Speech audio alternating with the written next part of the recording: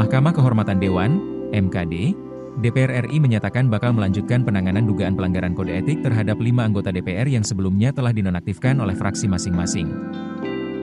Mereka adalah Ahmad Sahroni dan Nafa Urbach dari fraksi Nasdem, Adis Kadir dari fraksi Golkar, serta Eko Hendro Purnomo alias Eko Patrio dan Surya Utama alias Uya Kuya dari fraksi PAN. Keputusan itu diambil dalam rapat internal MKD yang digelar pada Rabu, 29 Oktober 2025. Dalam rapat tersebut, anggota MKD membahas perkembangan laporan yang masuk dan surat resmi dari pihak-pihak terkait.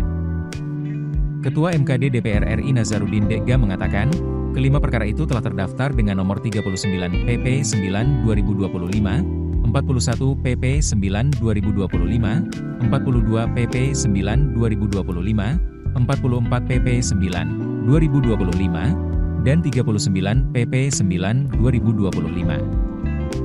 MKD menilai, semua perkara tersebut memenuhi ketentuan tata beracara sehingga dapat dilanjutkan ke tahap persidangan etik.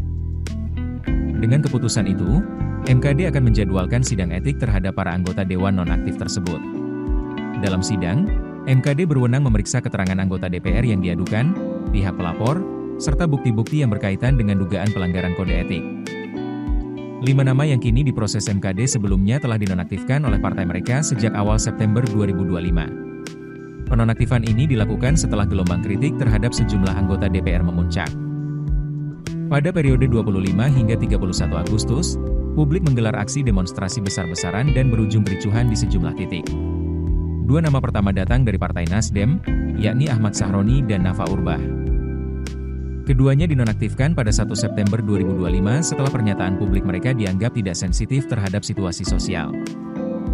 Sahroni menuai kritik keras setelah menyebut usulan pembubaran DPR sebagai pendapat orang tolol, disusul pernyataannya yang mendukung penangkapan anak-anak peserta unjuk rasa.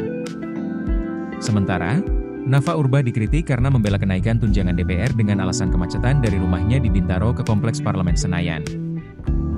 Penonaktifan berikutnya datang dari Partai Amanat Nasional, PAN.